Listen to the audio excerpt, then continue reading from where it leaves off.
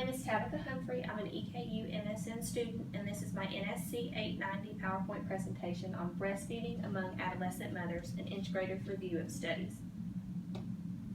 This presentation will be available online on YouTube.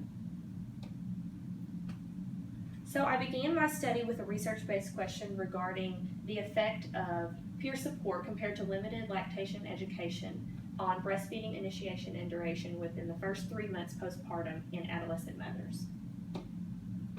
The La Leche League defines breastfeeding using these 6 categories, from exclusive breastfeeding with no other liquid or solid from any other source, all the way down to token or comfort breastfeeding, which is just occasional. This is a significant problem due to the vast number of teenage pregnancies per year in the United States.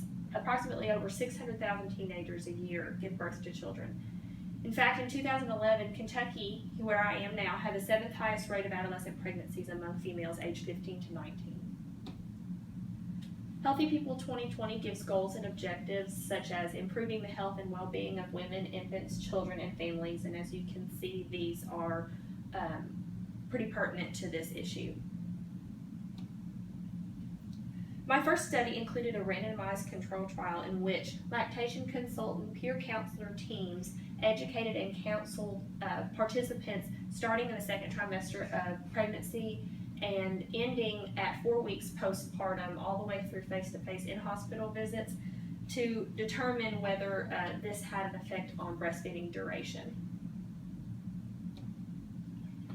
My second study included another randomized control trial in which participants were contacted by their peer support person in intervals postpartum and were actually given the peer support person's phone number in order to call them as they saw that they needed to for additional support. My third study included another randomized control trial in which the peer support person contacted mothers 48 hours after hospital discharge and then allowed the mothers to determine the frequency of phone calls from then on. And in this study, there were no specific questions asked. They just kind of called to talk and see if there were any issues. There were a variety of similarities in these studies as well as differences. All 3 studies included telephone-based peer support at some point, whereas only one study actually showed face-to-face in-hospital visits. But all of these studies indicated a positive correlation between the peer support and increased duration of breastfeeding in these adolescent mothers.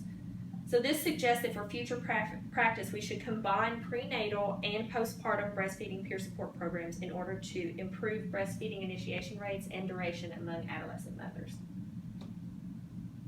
For my nursing intervention, I recommend a combination of group prenatal and postpartum peer support, as well as in-hospital face-to-face peer education, and a social media-based peer support program in order to cater to all learning styles as well as the young age of these mothers.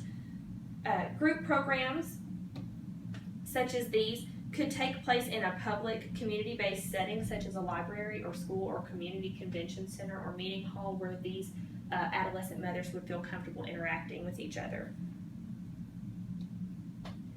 In conclusion, lactation support should be adjusted to adolescent mothers in order to cater to their age and their maturity level. By realizing that they are more likely to listen to their peers and less likely to listen to authority figures, we can improve breastfeeding initiation rates and duration, and in turn provide a healthy start to the lives of America's children.